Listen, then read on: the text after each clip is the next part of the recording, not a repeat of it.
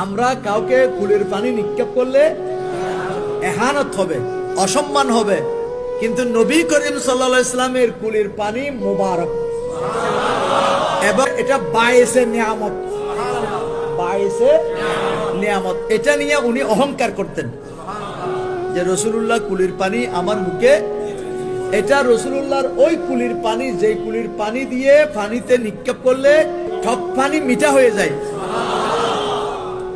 পানি ছাড়া কুয়োতে পানি এসে যায়। যে রাসূলুল্লাহর লালা মুবারক লাগার কারণে সাপের বিষ আবু বকরের পানি হয়ে গেছে। হযরত কাতাদার জোরে দেওয়া চোখ আবার পুনঃস্থাপন করা হয়েছে। অনেক সাহাবীর ভেঙে যাওয়া পা থুতু মুবারক লাগিয়ে দেওয়ার সাথে সাথে এটা আবার ভালো হয়ে গিয়েছে।